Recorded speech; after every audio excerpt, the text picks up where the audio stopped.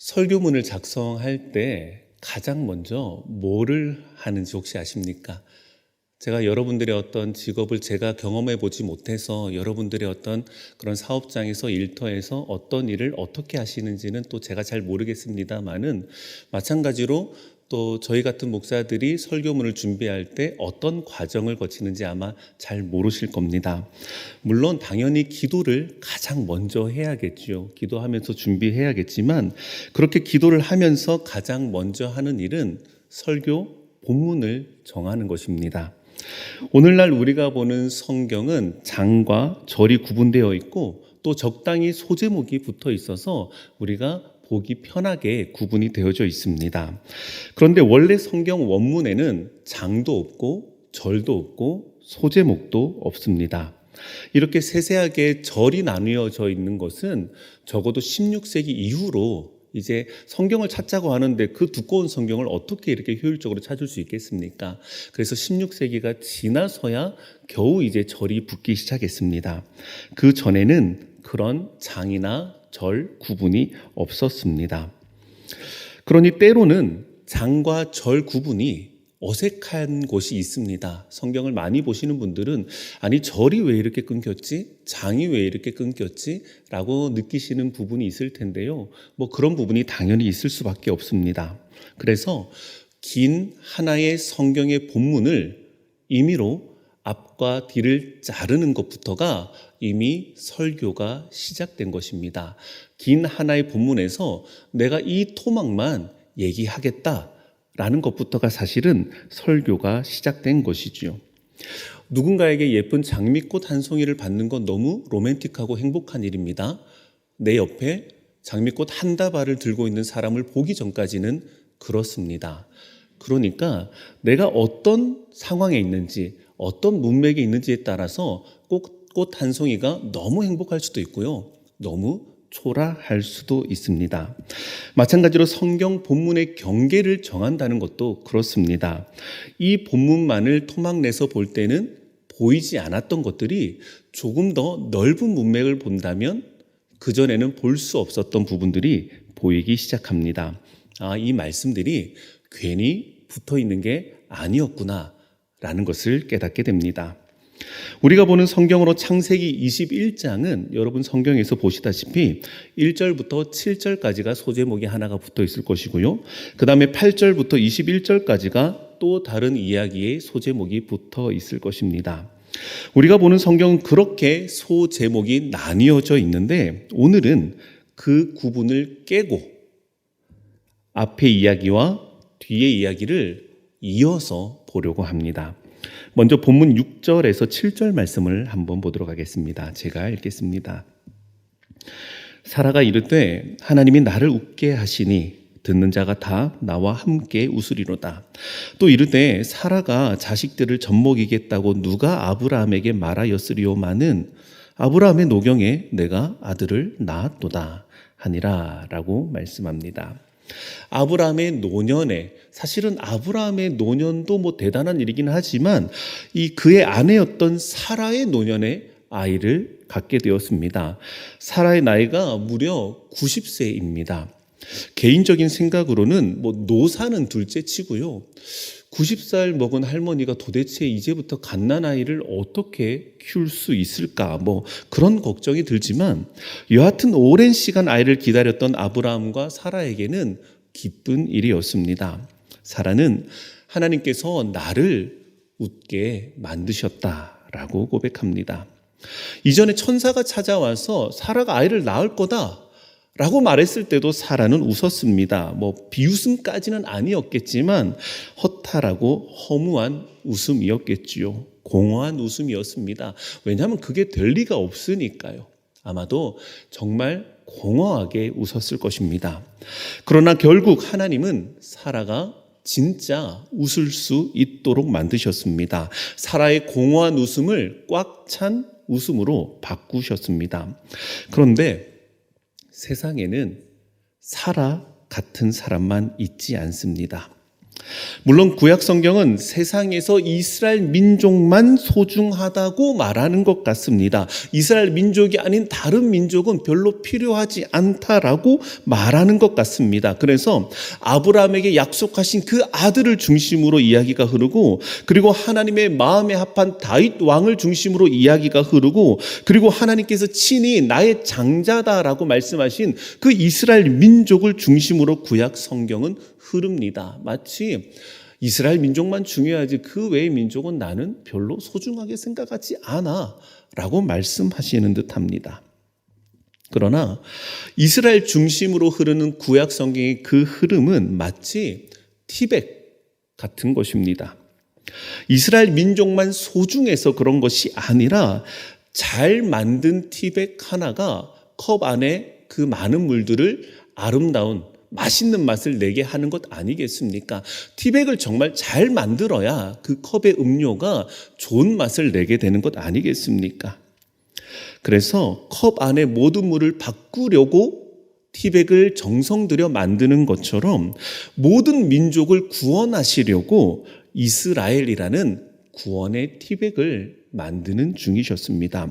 그래서 구약 성경은 물론 그 티백인 이스라엘 민족을 중심으로 이야기가 흘러가기는 하지만 틈틈이 이방 사람들, 이방 민족에 관한 이야기들을 보여줍니다. 자세히 들여다봐야만 보이기는 하지만 그래도 있습니다. 출애굽할 때도 다른 이방 민족들이 섞여 있었고요. 심지어 이사야 선지자는 이런 말도 합니다. 이사야 19장 22절에서 25절 말씀을 보겠습니다. 제가 읽겠습니다. 여호와께서 애굽을 치실지라도 치시고는 고치실 것이므로 그들이 여호와께로 돌아올 것이라. 여호와께서 그들의 간구함을 들으시고 그들을 고쳐주시리라. 그날에 애굽에서 아수르로 통하는 대로가 있어 아수르 사람은 애굽으로 가겠고 애굽 사람은 아수르로 갈 것이며 애굽 사람이 아수르 사람과 함께 경배하리라. 그날에 이스라엘이 애굽 및 아수르와 더불어 셋이 세계 중에 복이 되리니 이는 만군의 여호와께서 복주시며 이르시되 내 백성 애굽이여 내 손으로 지은 아수르여 나의 기업 이스라엘이여 복이 있을지어다 하실 것임이라 라고 말씀합니다. 아마 우리의 눈을 의심하게 될지도 모르겠습니다. 이스라엘의 적이었던 애굽 그리고 아수르는 항상 저주의 대상이지 않았습니까? 그런데 하나님께서는 내 백성 애굽이여 내 손으로 지은 아수르여 라고까지 말씀하셨습니다. 티백이 아니라고 해서 컵의 물을 다 버릴 수는 없는 거 아닙니까? 그 티백이 들어가야 할 물을 잘 보존해 둬야 합니다. 티백만 빨아먹을 수는 없는 거지 않습니까? 물도 잘 보존되어 있어야 그 완성된 티백을 그 물에 넣었을 때 주인이 원하는 그 맛있는 맛을 내기 때문입니다. 그러므로 우리는 구약 성경 틈틈이 나오는 이 주변인들에 대해서 너무 색안경을 끼고 보면 안 됩니다. 주인공과 악당의 구도로 이스라엘 사람 아니면 무조건 악역이라고 여겨서도 안 됩니다. 구약 시대에도 하나님은 이방인의 하나님이 되어주고 계셨습니다. 이러면 이제 오늘 본문을 아브라함과 사라의 관점이 아니라 하갈의 관점으로도 볼 준비가 되지 않았을까 싶습니다. 본문 8절에서 10절 말씀을 보겠습니다. 제가 읽겠습니다. 아이가 자라매 젖을 떼고 이삭이 젖을 떼는 날에 아브라함이 큰 잔치를 베풀었더라. 사라가 본즉 아브라함의 아들 애굽 여인 하갈의 아들이 이삭을 놀리는지라. 그가 아브라함에게 이르되 이 여종과 그 아들을 내쫓으라. 이 종의 아들은 내 아들 이삭과 함께 기업을 얻지 못하리라 하므로 라고 말씀합니다. 하갈에게는 그 종이었던 여종이었던 하갈에게는 꿈이 있었는지도 모르겠습니다. 아브라함에게는 아들이 없었는데 하갈이 아들을 낳아주었습니다. 우리나라도 얼마 전까지만 해도 아들을 낳아주었다는 것이 얼마나 큰 벼슬이었습니까? 여종에서 여주인의 자리까지 오를 수도 있겠다라고 아마 생각해 보지 않았을까요? 그러다가 사라도 아이를 갖게 되었고 아이가 태어났으며 이제 젖을 떼기까지 했습니다. 가졌을 뿐만 아니라 태어나서 잘 살았다는 것이겠죠. 예전에는 아이를 가지는 게 문제가 아니었지 않습니까? 아이가 뱃속에서 죽기도 하고 태어나자마자 죽기도 하고 얼마 안 돼서 죽기까지도 했는데 이 아이는 잘 태어나기까지 했습니다. 사라가 웃는 날들이었습니다. 그런데 이삭을 위한 그 잔칫날 사라가 무엇인가를 봅니다. 여기 한글 성경으로는 확인할 수 없는 언어 유희가 있습니다. 사라가 무엇을 봤다고 합니까? 애굽 여인 하갈의 아들이 이삭을 놀리는 것을 보았다라고 합니다. 그런데 이 번역은 꽤 많이 의역을 한 것입니다. 상황상 이 단어가 들어간 것을 보니까 놀렸나 보다, 하갈의 아들이 이삭을 놀렸나 보다, 희롱했나 보다라고 번역을 했습니다. 그런데 원문에는 이삭이라는 말 없이 애굽 여인 하갈의 아들이 무엇을 했다라고 합니다. 그리고 이 무엇에 해당하는 부분이 이삭이라는 이름과 어원이 똑같습니다. 이것을 우리가 보는 성경은 놀린다라고 번역했는데 상황에 따라서 웃음을 주다, 즐겁게 하다라고도 번역할 수 있다라는 거죠. 다시 말해서 사라가 그 이삭의 잔칫날에 무엇인가를 봤는데 그 하갈의 아들이 웃음이라는 행동을 한 것을 보았다라는 것입니다.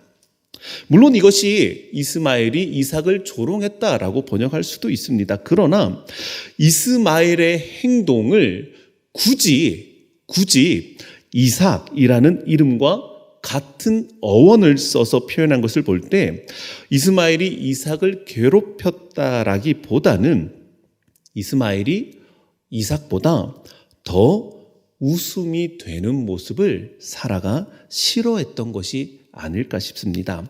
만약에 이스마엘이 단순히 이삭을 괴롭힌 거였다면 왜 사라가 기업 얘기를 했겠습니까? 아니, 여종의 아들이 여주인의 아들을 괴롭히면 그냥 쫓아내면 됩니다. 그런데 사라가 볼 때는 뭔가 내 아들이 받아야만 하는 그 기업에 뭔가 위험이 초래되는 것 같으니까 기업 얘기를 하면서 이 종의 아들은 이삭과 함께 이 기업을 받을 수 없다라고 하면서 열을 내면서 쫓았던 것 아니겠습니까? 그녀의 웃음인 이삭보다 이스마엘이 더 웃음으로 보였던 무엇인가가 있었던 것 같습니다. 뭔가 기업에 나의 웃음인 내 아들이 받을 그 기업에 영향을 미칠 만할 것을 보았기 때문에 이스마엘을 쫓아내려고 했습니다. 사라의 웃음이 하갈의 웃음을 내쫓았습니다. 인생이 서러워 봤던 분은 하갈의 심정을 이해하실 겁니다. 남의 웃음을 위해서 나의 웃음이 희생될 때가 있습니다. 남은 웃는데 나는 울어야 하는 때가 있습니다. 남의 웃음을 위해서 내가 울어야 하는 때가 있습니다. 모두가 웃을 때 나에게는 작은 웃음조차 허락되지 않는 그런 때가 있습니다. 아마 하갈이 바로 그런 때가 아니었나 싶습니다. 그녀는 여주인인 사라의 웃음 때문에 그 웃음을 위하여서 자신의 웃음을 포기해야 했습니다. 이어서 본문 11절에서 16절 말씀을 보겠습니다. 제가 읽겠습니다. 아브라함이 그의 아들로 말미암아 그 일이 매우 근심이 되었더니 하나님이 아브라함에게 이르시되 내 아이나 내 여종으로 말미암아 근심하지 말고 사라가 내게 이른 말을 다 들으라. 이삭에게서 나는 자라야 내 씨라 부를 것임이니라. 그러나 여종의 아들도 내 씨니 내가 그로 한 민족을 이루게 하리라 하신지라. 아브라함이 아침에 일찍이 일어나 떡과 물 한 가죽 부대를 가져다가 하갈의 어깨에 메워주고 그 아이를 데리고 가게 하니 하갈이 나가서 브엘세바 광야에서 방황하더니 가죽 부대의 물이 떨어진지라. 그 자식을 건목 덤불 아래에 두고 이르되 아이가 죽는 것을 참아 보지 못하겠다 하고 화살 한바탕 거리 떨어져 마주 앉아 바라보며 소리내어 우니. 하나님도 아브라함과 사라의 하나님이신지 사라 말대로 하갈을 내보내라고 합니다. 사라를 통해 얻은 아들 이삭, 그 이삭에게서 난 자라야 약속의 아들이기 때문에 사라 말대로 그 하갈을 내쫓으라고 하나님이 말씀하십니다. 그런데 그게 아니었습니다. 하나님은 여종의 아들도 아브라함의 후손, 아브라함의 씨라고 하시면서 그에게도 한 민족을 이루어 주겠다라고 말씀하십니다. 아까 말씀드린 것처럼 티백을 만드는 중에도 물을 버리지 않으시는 거죠. 대신에 어두운 밤이 되어야 별이 보이는 것처럼 그 보호와 보살핌은 우리 인생의 고난과 광야에서 밝히 보이는 것 같습니다. 꼭 고난이 있어야지만 그걸 볼 수 있다는 것은 아니지만 중요한 건 고난과 광야라 할지라도 하나님의 보호와 보살핌을 볼 수 있다는 것이겠죠.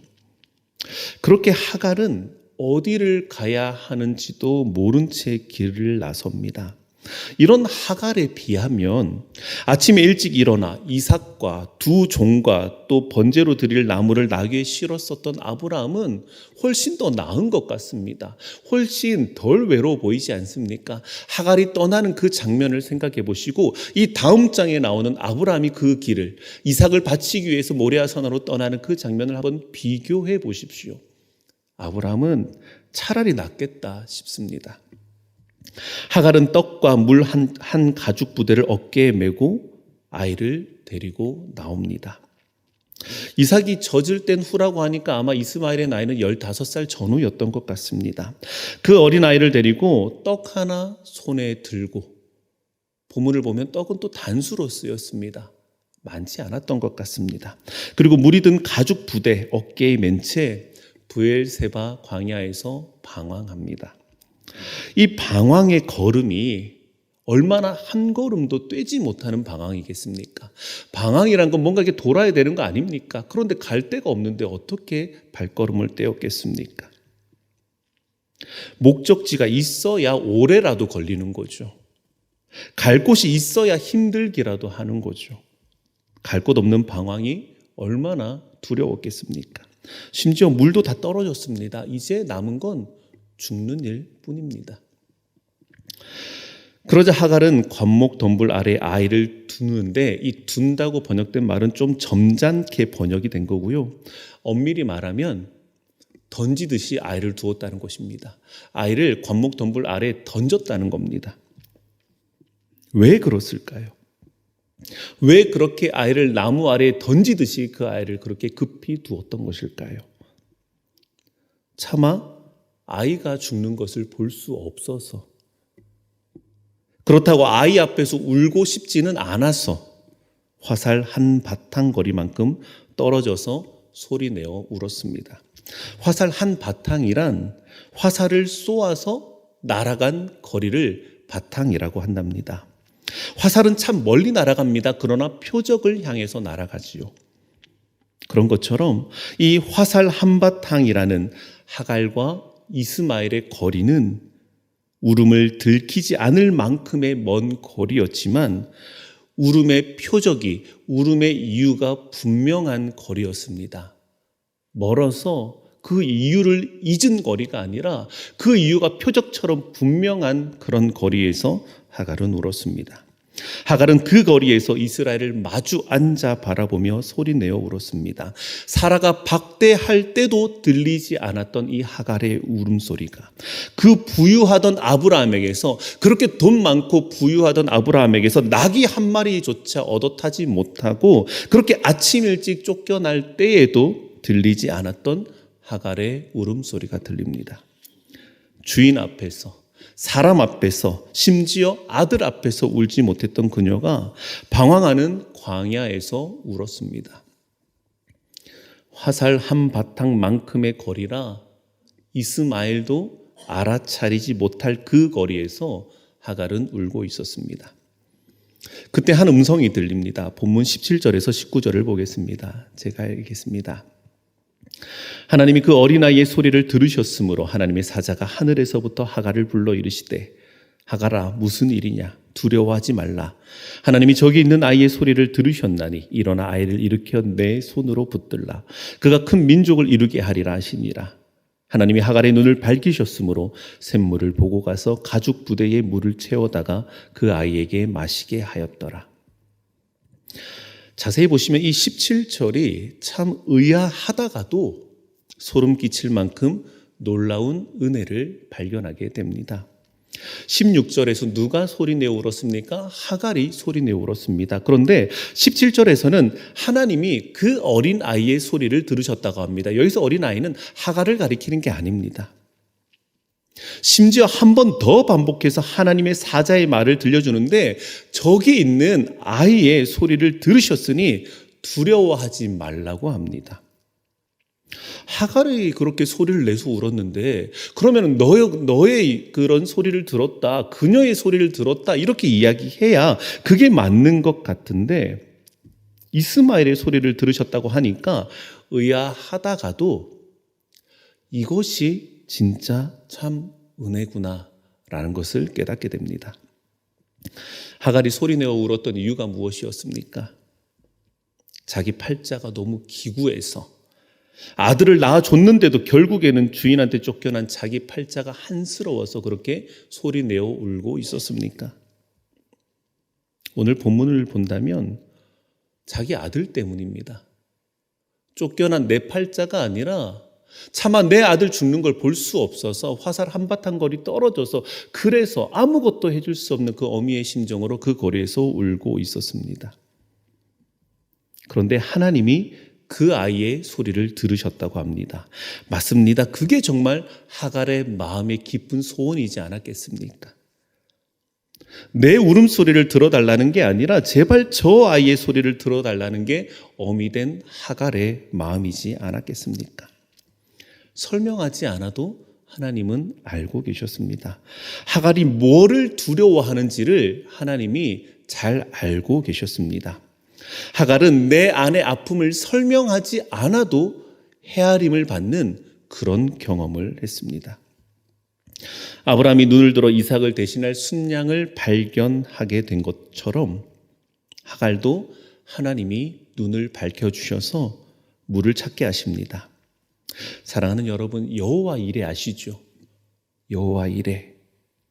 이삭을 대신할 양을 발견하고서 아브라함은 그 땅을 여호와 이레라고 불렀습니다. 하나님이 준비하신다는 거죠. 그런데 아브라함 이전에 이스라엘 사람도 아니고 이스라엘 여자도 아니고 이스라엘 여종도 아니고 애굽 사람 여종인 하갈이 무려 아브라함보다 먼저 하나님의 이름을 지어드렸습니다. 하갈이 이스마엘을 낳기 전에 이스마엘을 가졌을 때에 사라한테 우쭐대다가 된통 구박받아서 도망친 적이 있습니다. 그때도 하나님이 하갈에게 나타나셨었습니다. 그리고 그의 고통을 들어주셨습니다. 그때 하갈은 하나님을 이렇게 불렀었습니다. 창세기 16장 13절입니다. 하갈이 자기에게 이르신 여호와의 이름을 나를 살피시는 하나님이라 하였으니 이는 내가 어떻게 여기서 나를 살피시는 하나님을 배웠는고 함이더라 라고 말씀합니다. 아브라함 이야기에서는 이거를 여호와 이레라고 해서 고유명사를 써서 우리도 막 외울 수 있게끔 했습니다. 여호와 이레, 여호와 이레. 그런데 이 하갈의 이야기에서는 이거를 풀어 쓰다 보니까 우리의 기억 속에서 사라지게 돼버렸습니다. 그런데 아브라함보다 먼저 하갈이 하나님의 이름을 지어드렸습니다. 그 이름은 바로 엘로이였습니다. 나를 보시는 하나님, 나를 살펴보시는 하나님. 아브라함이 여호와 이레라고 고백하기 이전에 하갈이 하나님의 이름을 엘로이라고 불렀습니다. 그 살피시는 하나님께서 하갈의 깊은 울음을 아셨고 그 이유도 아셨습니다. 두려워하지 말아라. 내가 저기 있는 아이의 소리를 들었다. 하갈은 정말 그 얘기를 듣고 싶었던 것 아닙니까? 내 울음소리보다, 내 한탄소리보다 저 아이의 소리를 내가 들었다. 그 얘기가 정말 듣고 싶었던 것 아니었습니까? 그리고는 눈을 열어 그 울음을 헤쳐나갈 길을 보여주셨습니다. 구약 성경에는 아브라함과 사라만 있지 않습니다. 하갈 같은 주변인들도 있습니다. 그런데 그 주변인이라는 것도 이 구원의 티백이 만들어지는 과정에서 주변인 것이지 하나님의 시선에서 주변인인 사람은 아무도 없습니다. 아브라함과 사라의 하나님은 하갈의 하나님이기도 하셨습니다. 아브라함과 사라로부터 쫓겨나서 심지어 이스마엘과 화살 한바탕 거리에 두고 혼자 소리내어 울고 있었던 하갈에게 하나님은 나타나셨습니다. 그리고 그녀의 가장 깊은 아픔을 알아주셨습니다. 저기 있는 아이의 소리를 내가 들었다는 하나님의 말씀이 우리의 마음을 얼마나 감격하게 합니까? 하갈은 이름이 없는 여인이었습니다. 사라가 뭐라고 불렀습니까? 이 여종과 그 아들. 아브라함 무엇 때문에 근심했습니까? 그의 아들. 하갈은 이름이 없는 여인이었습니다. 그러나 하나님은 하갈에게 나타나셔서 뭐라고 말씀하십니까? 하갈아, 왜 그러니? 라고 물으셨습니다. 이름이 불려지지 않던, 이름이 없던 그녀를 하나님이 그녀의 이름을 불러주셨습니다. 그리고 신약 성경을 보면 이런 사람들이 많이 나옵니다. 아마도 웬만하면 이것들을 눈치채지 못하셨을 가능성이 높은데요. 그들은 거의 이름으로 불리지 않고 아픔으로 불립니다. 혈루증 앓던 여인, 귀신 들린 자, 38년 된 병자, 문둥병자, 안진뱅이. 그들은 이름보다도 그들의 아픔으로 불리는 사람들입니다. 예수님은 그렇게 이름이 없는 이들 앞에 계셨던 것입니다. 아픔이 마냥 이름인 것처럼 불리는 사람들 곁에 예수님이 계셨습니다. 오늘 본문 말씀처럼 하갈아, 무슨 일이냐 물으시는 하나님처럼 그들에게 계셨습니다. 신약 성경 마가복음을 보면 변화산에서 내려오신 예수님께 어느 아버지가 와서는 자기 아들을 고쳐달라고 합니다. 예수님의 제자들에게 부탁해 봤는데 그들은 하지 못한다면서 예수님께 도와달라고 합니다. 그러자 아들을 데려오라 라고 하신 이후에 예수님의 첫 번째 말씀이 혹시 무엇인지 아십니까? 마가복음 9장 20절에서 22절 말씀입니다. 제가 읽겠습니다. 이에 데리고 오니 귀신이 예수를 보고 곧 그 아이로 심히 경련을 일으키게 하는지라. 그가 땅에 엎드러져 구르며 거품을 흘리더라. 예수께서 그 아버지에게 물으시되 언제부터 이렇게 되었느냐 하시니 이르되 어릴 때부터니이다. 귀신이 그를 죽이려고 불과 물에 자주 던졌나이다. 그러나 무엇을 하실 수 있거든 우리를 불쌍히 여기사 도와주소서 라고 고백합니다. 아이를 데려오자 예수님은 아버지에게 물으십니다. 언제부터 이렇게 되었느냐? 저는 성경에 기록된 예수님의 말씀 중에 이 말씀이 단연 제일 쓸데없고 부질없는 말씀 같습니다. 병의 위중함이나 기간에 따라 예수님의 치유 방법이 달라지시던가요? 병이 얼마나 오래되었는지에 따라서 한 손 얹을 거를 두 손을 얹으신다든지 한마디 하실 거를 두 마디 하신다든지 그 병의 증세에 따라서 기간에 따라서 예수님의 방식이 달라지시던가요? 아닙니다. 그런 적이 없었습니다. 그런 것들이랑 전혀 상관없었습니다. 예수님은 얼마나 아프든지 얼마나 오랫동안 아팠든지 상관없이 말씀으로 혹은 단순한 터치로 고쳐주셨습니다. 그러니 이런 물음이 얼마나 불필요합니까? 그 말할 시간에 고쳐주시면 되죠. 그런데 외부인의 시선으로 보면 정말 쓸데없고 부질없는 말씀인데 어쩌면 그 아버지에게는 정말 듣고 싶었던 한마디가 아니었나 싶습니다. 아들을 고쳐달라고 제자들에게 부탁했습니다. 그래서 제자들의 가장 큰 관심사는 아마도 누가 고칠 것인지, 누가 이 고침을 성공할 것인지, 누가 가장 역동적이고 다이나믹하게 멋있게 이것을 고쳐줄 것인지를 얘기했지 않았을까요? 그러나 예수님은 마치 하갈에게 저기 있는 아이의 소리를 들었다라고 말씀하신 하나님처럼 그가 언제부터 이렇게 되었느냐라고 물어보십니다. 어릴 때부터라고 대답하는 아버지에게서 그 오랜 세월 쌓아두었던 고통의 탄식이 본물처럼 쏟아져 나옵니다. 그는 뭐라고 이야기합니까? 아들 좀 고쳐주십시오라고 합니까? 우리를 불쌍히 여겨주십시오 라고 이야기합니다. 자녀의 그런 고통 앞에 아버지가 마음 편하게 살았겠습니까? 우리라고 할 수밖에 없는 거죠. 우리를 불쌍히 여겨 주옵소서. 제자들은 아마도 그 아들을 어떻게 고치는지 마치 실험 대상이라도 된 것처럼 그 아들을 향해서 온갖 것을 다 했을 겁니다. 그러나 예수님은 그 아버지의 마음을 잘 아셨던 것이겠죠. 아들을 고쳐주시기 전에 예수님은 그 아들의 아버지의 마음을 만지셨습니다. 아무도 돌아보지 않았던, 얼마나 그가 오랫동안 아파왔고 심지어 자식 문제니 아파도 아프다고 말하지 못했을 그 마음을 예수님만은 알아주셨던 것입니다. 부모가 자식 때문에 힘들다는 말을 어떻게 합니까? 그 자식이 그 얘기 들을까 봐 부모가 내가 내 자식 때문에 힘들다라는 말을 어떻게 합니까? 그러나 마음속으로는 얼마나 그 마음이 있었겠습니까? 그 힘든 마음이. 예수님은 그 마음을 알아주셨던 겁니다. 하갈의 하나님이요, 그 아버지의 하나님이셨기 때문입니다. 그렇게 이 땅에 오신 예수님은 그 수많은 이름 없는 자들의 이름을 부르시며 이름 대신에 아픔으로 불리는 자들 곁에 계시며 그들의 마음을 깊이 알아주셨습니다. 강론을 마무리합니다. 아브라함과 사라의 이야기는 너무 중요합니다. 말씀드렸던 것처럼 그들의 혈통을 통해서 이스라엘 민족이 이루어지고 그 이스라엘 민족을 통해 영원한 구세주 예수님이 이 땅에 오시기 때문입니다. 그래서 아브라함의 하나님, 이삭의 하나님, 야곱의 하나님, 이스라엘의 하나님 너무 중요합니다.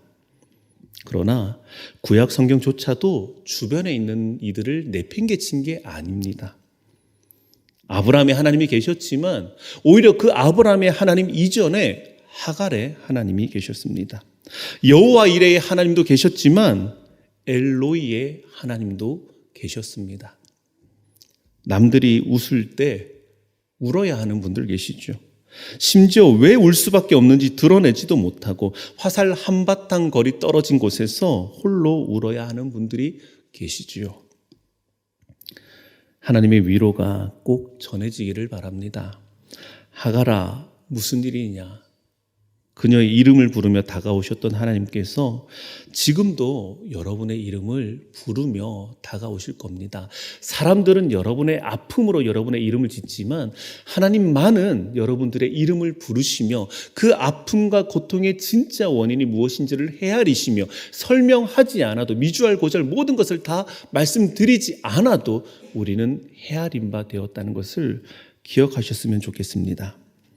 그리고는 내가 저기 있는 아이의 소리를 들었다고 말씀하셨던 하나님이 한 번도 드러내놓고 울어보지 못한 그 마음을, 그 상한 마음을 하나님은 다 아신다며 그 샘물을 열어주셨던 것처럼 우리에게도 분명 피할 길과 살아갈 길을 보여주실 것입니다.